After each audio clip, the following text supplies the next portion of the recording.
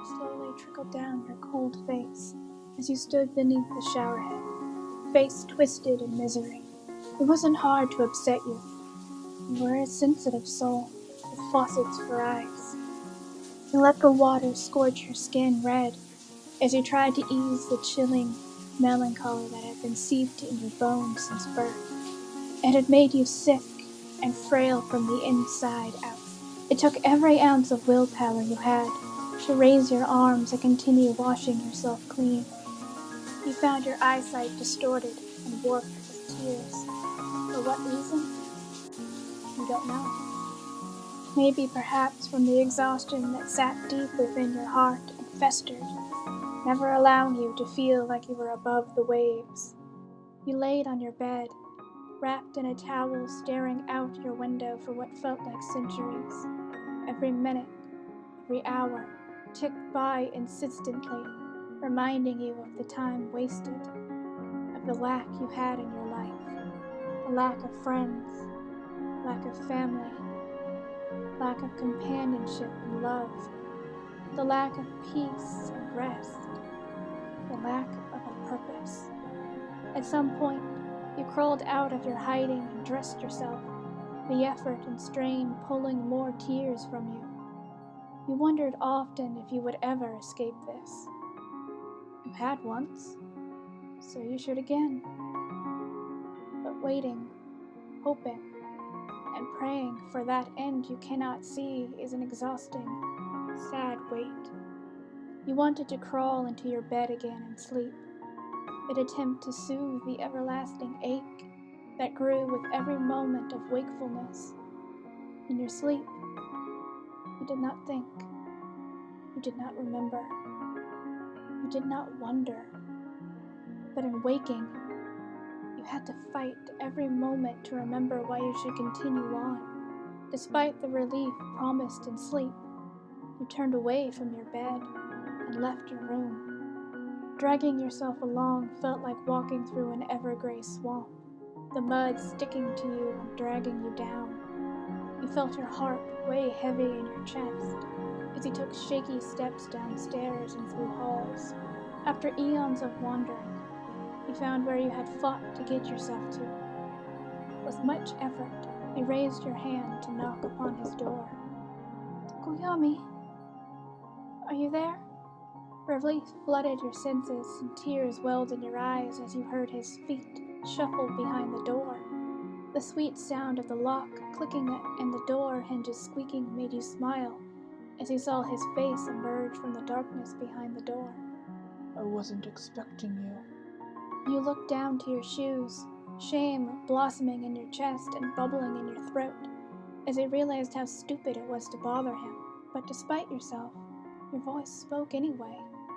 "Sorry, I should have texted you. Is it alright if I stay with you for a bit? We don't have to do anything. I just want to chill with you is all."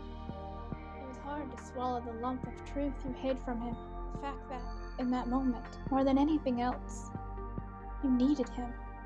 All you wanted was to break and cry and ask if you could lay your head on his shoulder, but you kept your composure wall thick as he opened the door further, beckoning you in behind him. "Of course. I don't mind." You closed the door softly, a click resounding loudly in the quiet room. He took a seat on his bed and opened his phone, motioning with his hand to the spot across from him. "You can sit here if you'd like." He prayed in the dim light he couldn't see the glassy sheen in your eyes as he walked over and sat, leaning against the wall. One simple, kind gesture, and the mere presence of a friend was enough to make the storm inside you teeter on the urge of explosion. You opened your phone, staring blankly at your screen as you pretended to scroll. You had no focus to give to anything. After a few minutes of silence, his voice broke through the quiet, reverberating in your chest. "Are you all right?" It took every ounce of strength to force back those tears and swallow them as you looked to him and smiled. "Yeah, I'm fine." You should have known he'd see through you. He slowly put down his phone and looked you in the eyes, and all you saw was concern and pity. You wanted to scream. to shout, "Please, please don't look at me like that. Like I'm about to break. Anyone but you." You simply looked away and pretended to scroll. You felt his eyes on you as you tapped through anything and everything on your phone, from your camera roll to your email. You searched for anything to distract you from the burning hole of his eyes on your face. But it was a fruitless fight, and you found your eyes swell with those damned tears. You didn't want to hide from him.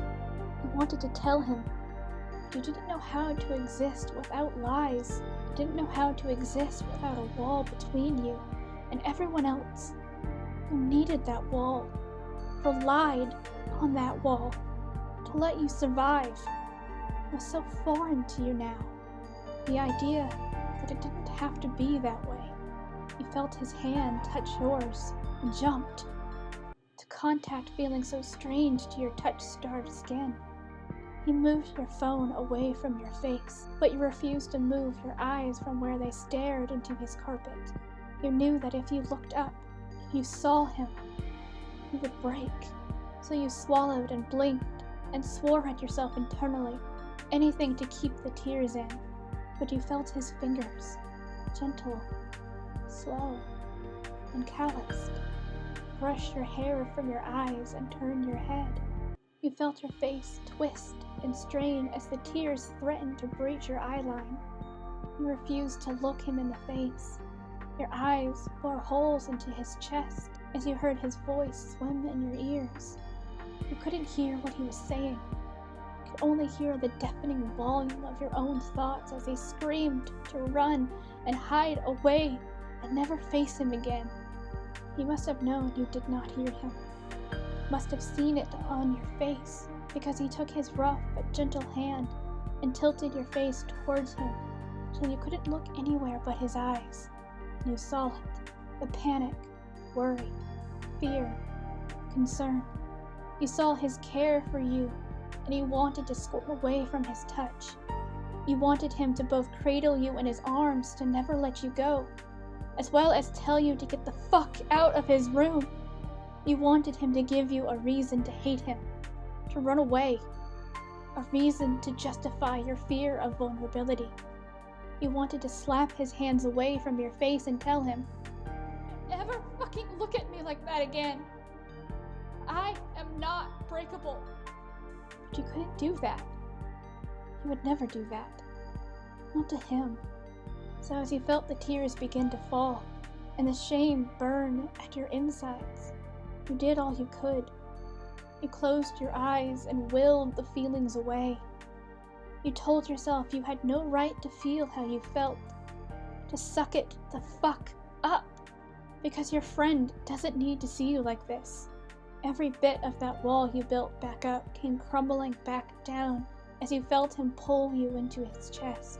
The gesture of comfort alarmed you. You couldn't understand what he was doing, and confusion plagued your mind as your head was buried into his embrace. But as his arms wrapped around you, and you felt the weight of his head on yours, you realized and couldn't hold back anymore. Sobs racked through you as you shook in his arms, fingers digging into his back as you clung to him in an attempt to hold yourself together.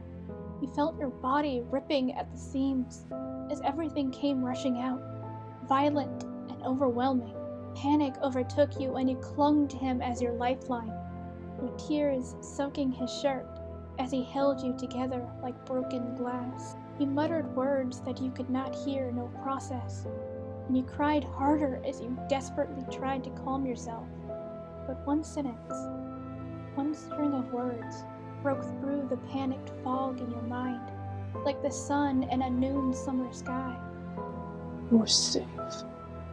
You felt time stop for a moment. His words echoed around your brain like coins in a washer, rattling your bones and soul. For that moment, your tears ceased. For that single moment, you felt that foreign feeling you had never really once experienced. Safety. As soon as you processed, as soon as you realized what he had just said to you, a tidal wave of new emotion overtook you. Tears once again spilled from your eyes and ran down your face as you wrapped your arms around his neck and buried your head on his shoulder. You stayed like that for a long time, you clinging to him as he murmured words of comfort into your hair, his hands running along your back. You could have died like that, decayed in his arms and let flowers grow between your bones. For the long while you stayed there, the world felt a little bit kinder. He rocked you gently, and at one point, you believe he even brushed his fingers through your hair. At one point, you believe he smiled. Eventually, he moved away from you, the chill seeping into you at his missing warmth. His hands reached up to brush the wetness from your face, and you stared into nothingness as you felt him gently move to lay you down. You felt emptied out and exhausted. Your eyes heavy as your head laid on his pillow. You watched as he laid down next to you, his face inches from yours. Would you like to talk about it? His eyes studied you carefully. His hand still rested on your cheek. You couldn't form thoughts, let alone form words. And it took immense energy to even shake your head no. You nodded and brushed a stray hair from your face, and you sighed silently at how his skin felt on yours after so long of being alone. That's all right. Just rest for now. You wanted to cry again at his words, at how gentle he treated you when it would have been so easy to break you instead. But you had cried all the tears you had to give, and you let quiet peace overtake you as you felt him begin to hold you again.